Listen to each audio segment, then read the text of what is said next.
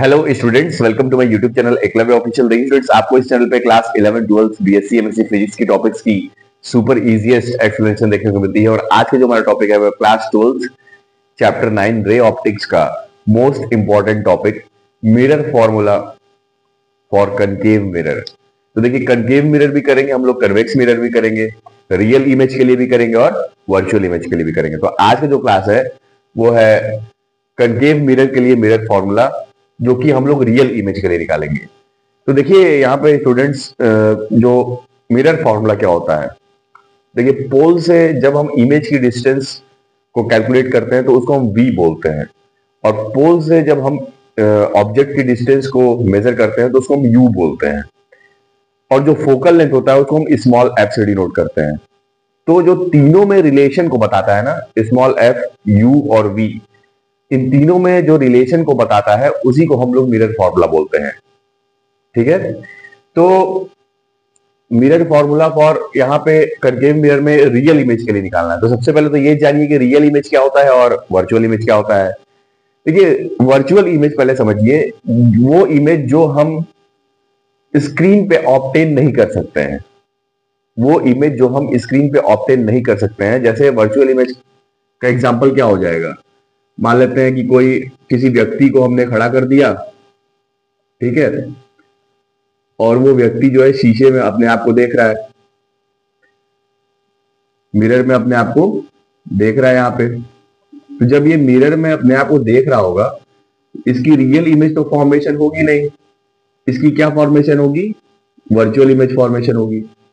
जितने डिस्टेंस पे ये खड़ा होगा उतने ही डिस्टेंस पे मिरर के अंदर इसकी इमेज जो है खड़ी होते हुए दिखाई देगी। तो ये जो इमेज होगी ना, ये वर्चुअल इमेज होगी, क्योंकि हम लोग उसको स्क्रीन पे ऑब्टेन नहीं कर सकते हैं, दिखाई देगी बट वो रियल नहीं होगी।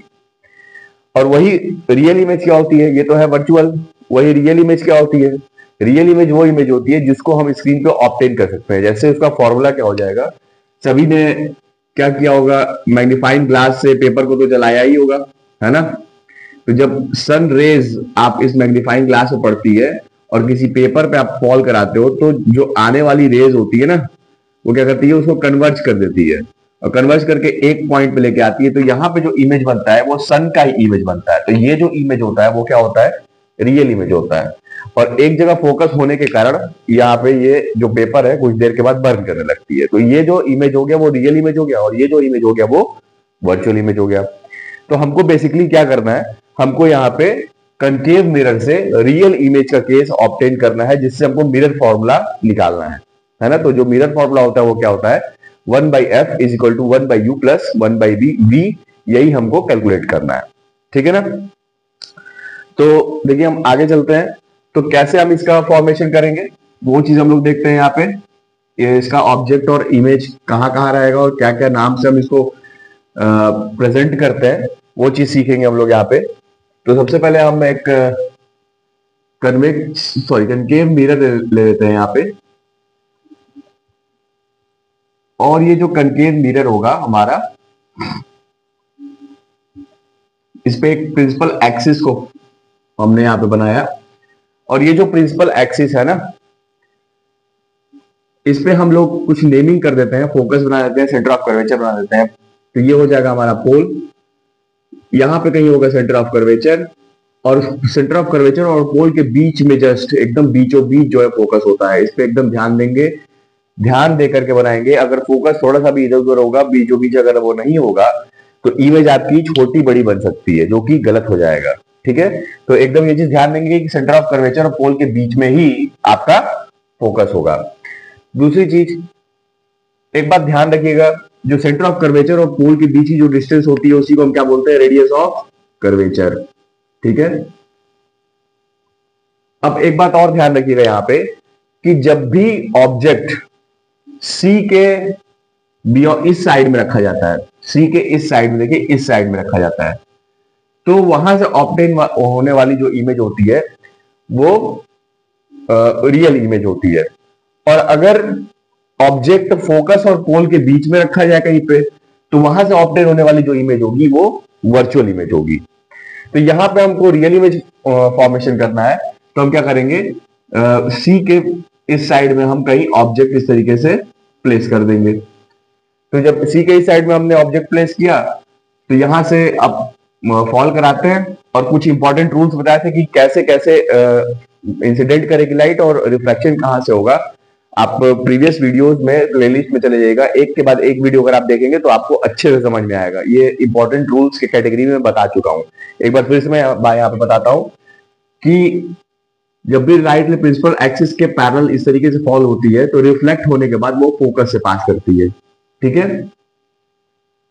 और एक लाइट रे हम क्या करते हैं, एक लाइट रे हम सेंटर ऑफ कर्वेचर से पास कराते हैं। तो जब एक लाइट रे हम सेंटर ऑफ कर्वेचर से पास कराएंगे तो वो जस्ट परपेंडिकुलर गिरती है, तो परपेंडिकुलर गिरेगी।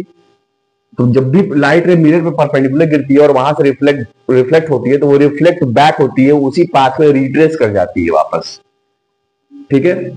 तो आप देख रहे हैं कि इसको हम नाम दे देते हैं ए बी, जो कि हमारा ऑब्जेक्ट है, और ऑब्जेक्ट से पोल के बीच की डिस्टेंस को हम यू बोलते हैं, तो हम यू नाम दे देते हैं, ठीक है। अब इमेज का फॉर्मेशन करेंगे तो देखिए, जब भी लाइट रे इस तरीके से फॉल कर रही होगी तो एक लाइट रे ऐसे आ रही होगी, एक लाइट रे ऐसे आ रही होगी, और बीच में यहां पे कट मार्क बन रहा होगा।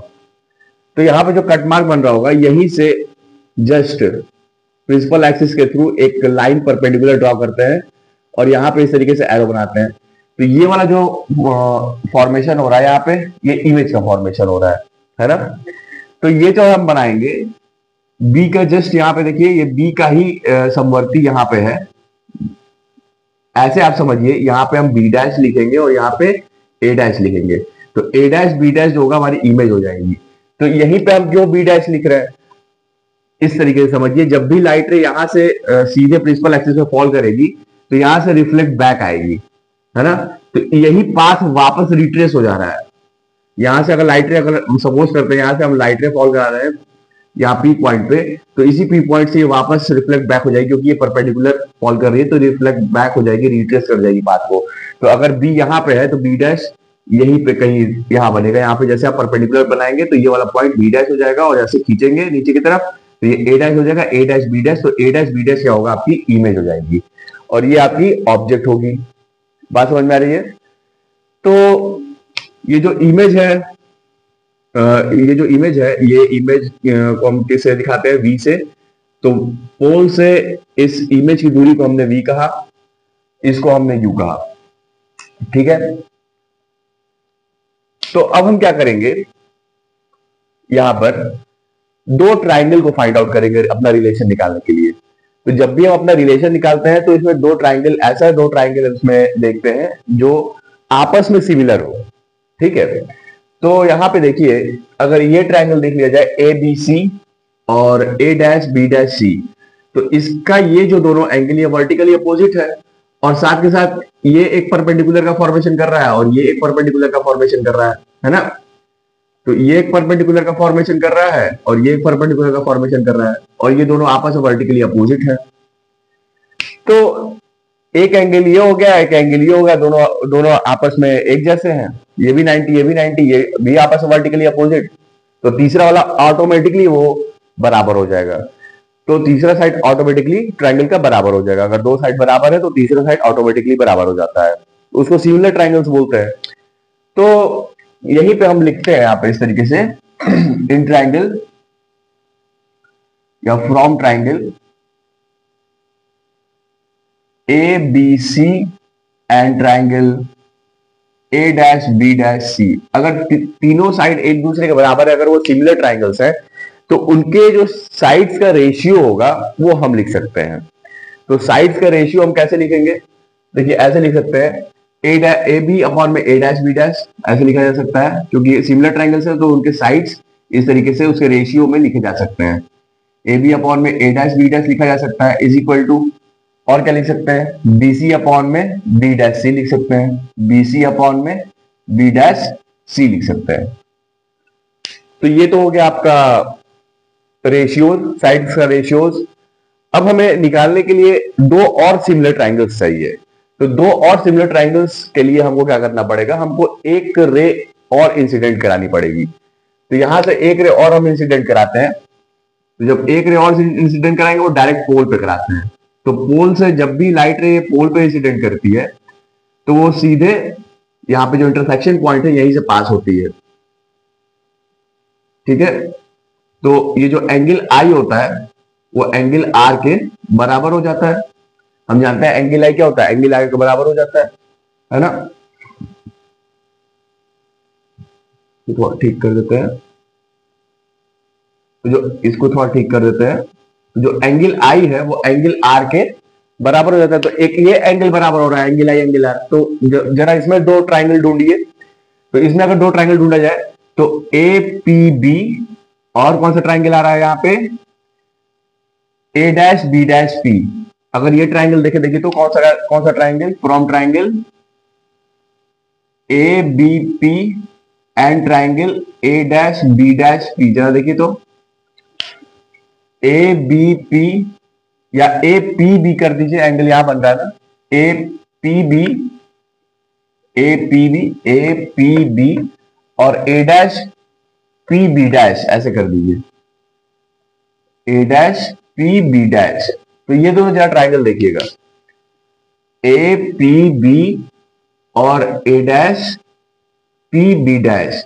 तो यहां पे देखिए ये बड़े वाले ट्राइंगल में आई है और छोटे वाले ट्राइंगल में आर है, तो एंगल आई और एंगल आर बराबर है।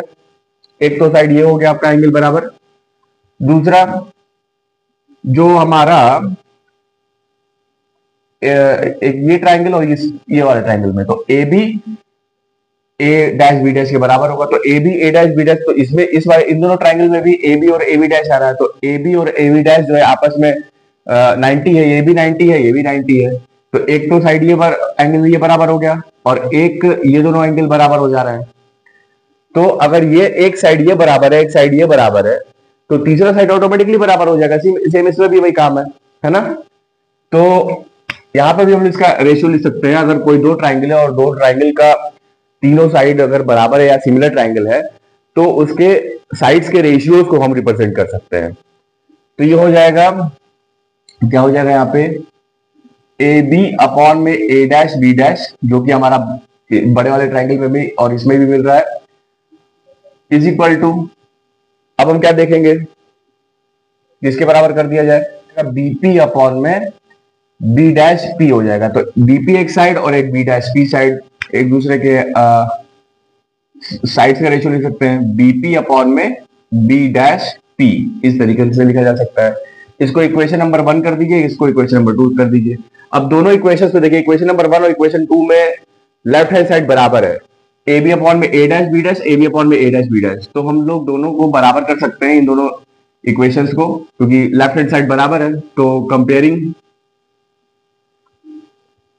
इक्वेशन 1 एंड 2 वी गेट, क्या हम लोग को मिलेगा, ये मिल जाएगा बी सी अपॉन में B dash C is equal to BP upon में बी डैश पी, यही मिलेगा। अब देखिए, कभी भी हम लोग जब भी साइन कन्वेंशन के साथ डिस्टेंस को मेजर करके उसको लिखते हैं, तो हमेशा जो डिस्टेंस होती है पोल से ही मेजर की जाती है, पोल से ही मेजर की जाएगी। तो जब भी डिस्टेंस पोल से मेजर की जाएगी तो बीपी और बी डैश पी, यहाँ पे पी तो आ रहा है क्योंकि ये पोल है, पी फॉर क्या, पोल। तो यहाँ पे पी आ रहा है, यहाँ पे पी आ रहा है, तो यहाँ से तो हम मेजर कर सकते हैं आसानी से, क्योंकि यहाँ पे पी है, पोल से ही मेजर कर सकते हैं यहाँ पे। लेकिन यहाँ पे देखिए, क्या यहाँ पे पी है, कहीं नहीं है। बीसी क्या पी से मेजर कर पाएंगे, नहीं, बीसी पी से हम मेजर नहीं कर पाएंगे। बी डैश सी, क्या बी डैश सी हम पी से मेजर कर पाएंगे, नहीं कर पाएंगे। तो इसको कन्वर्ट करना पड़ेगा, कन्वर्ट करके पोल से लिखना पड़ेगा। तो हम बीसी को क्या लिख सकते हैं, ये बीसी हमारा है, तो इसको क्या लिखा जा सकता है, इतना डिस्टेंस को क्या लिखा जा सकता है पोल से। तो बीपी माइनस सीपी कर देंगे तो इतना निकल जाएगा। क्या कर देंगे, फिर से बता रहे हैं, बीपी माइनस सीपी कर देंगे तो इतनी बात निकल जाएगी बीसी। तो कर देंगे बीपी माइनस सीपी अपॉन में बी डैश सी को क्या लिखा जा सकता है, मतलब बी डैश सी को क्या लिखा जा सकता है, इतने डिस्टेंस को क्या लिखा जा सकता है पोल से। तो सीपी में से अगर बी डैश पी घटा दिया जाए तो इतना निकल जाएगा। सीपी में से बी डैश पी घटा दिया जाए, सीपी में से बी डैश पी घटा दिया जाए, बराबर ये उसी तरीके से बीपी अपॉन में बी डैश पी। ठीक है, अब आपको जो लिखना है यहां पे लिख लीजिए। अब देखिए, अब साइन कन्वेंशन के हिसाब से लिखना है हम लोगों को। तो हम क्या करेंगे, साइन कन्वेंशन भी मैं पढ़ा चुका हूं फर्स्ट वीडियो में, ठीक है, मैं फिर से बता रहा हूं। यहाँ पे अपने आप को खड़ा कर लेना है, ठीक है। पोल पे, और जब हम पोल पे खड़े हो जाएंगे तो जिस डायरेक्शन में हमको डिस्टेंस मेजर करना है उसी डायरेक्शन में हम चलना शुरू करेंगे पोल से। तो जब भी लाइट रे जिस डायरेक्शन में इंसिडेंट करती है, अगर हम उसी डायरेक्शन में चलेंगे तो लाइट रे किधर इंसिडेंट कर रही है, इधर, और हमको उसी डायरेक्शन में अगर चलना है, उसी डायरेक्शन में अगर हमको डिस्टेंस नोट करनी है तो हमेशा पॉजिटिव में होगा। यानी अगर मिरर के इधर अगर हमको चलना रहता तो वो पॉजिटिव रहता, पॉजिटिव साइन कन्वेंशन लेते। लेकिन हम पोल पे, हम यहाँ पे ऐसे खड़े हैं और जितनी डिस्टेंस है वो रे ऑफ लाइट इंसिडेंट करने के अपोजिट डायरेक्शन में हमको चल के करना है। तो सारी की सारी जो साइन कन्वेंशन होगी वो क्या हो जाएगी, निगेटिव, क्योंकि हम पोल से इस साइड में जा रहे हैं, क्योंकि हमको यू भी इधर ही है, वी भी इधर ही है, सब इधर ही है। तो इस साइड में जाएंगे तो जो साइन कन्वेंशन होगा वो निगेटिव में होगा। तो देखिए यहाँ पे बीपी को क्या लिखा जा सकता है, बीपी हमारा क्या है, यू है, बीपी हमारा क्या है, यू है। तो यहीं पे हम लिखते हैं, जरा यहीं पे सॉल्व करते हैं। तो यू होगा तो यू को माइनस के साथ लिखा जाएगा। सीपी क्या है हमारा, सीपी वो क्या है, आर है, ठीक है। तो ये माइनस पहले से है, ये माइनस पहले से है, ये माइनस आर हो जाएगा अपॉन में। फिर सीपी देखिए तो ये सीपी क्या है, ये सीपी हमारा अगेन आर है, तो ये माइनस आर हो जाएगा माइनस। अब बी डैश पी क्या है, बी डैश पी हमारा वी है, तो ये माइनस वी हो जाएगा, इज इक्वल टू बीपी क्या है हमारा, तो देखिए बीपी हमारा यू है तो माइनस यू, क्योंकि हम इसी डायरेक्शन में चल रहे हैं और इसी डायरेक्शन में चल के ले रहे हैं, और लाइट हमारी ऐसे इंसिडेंट कर रही है तो सब निगेटिव में जा रहा है। और बी डैश पी हमारा, तो जो बी डैश पी हमारा वी है तो ये माइनस वी हो जाएगा। अब जरा इसको सॉल्व करिए, minus u plus r upon में minus r plus v is equal to, क्योंकि माइनस माइनस प्लस हो जाएगा, माइनस माइनस प्लस हो जाएगा, ये माइनस से माइनस कट जाएगा, यू अपॉन में वी। अब एक काम कीजिए, क्रॉस मल्टीप्लीकेशन कीजिए, तो माइनस यू वी हो जाएगा प्लस आर वी हो जाएगा इज इक्वल टू, ये इससे गुणा करेगा तो माइनस आर यू हो जाएगा प्लस यू वी हो जाएगा, होगा ना। अब एक काम करते हैं, इसको इधर भेज देते हैं और ये माइनस को उधर भेज देते हैं। तो जब ये इधर आ जाएगा तो R U plus R V हो जाएगा इज इक्वल टू, ये यू वी माइनस में उधर जाएगा तो प्लस में, तो 2uv हो जाएगा। अब यहां पे क्या किया जाए, यू वी और आर से यहां पे डिवाइड कर देते हैं, dividing by U V and R V get. तो अगर हम यहां पे डिवाइड करते हैं यहां पे ऊपर कर देते हैं,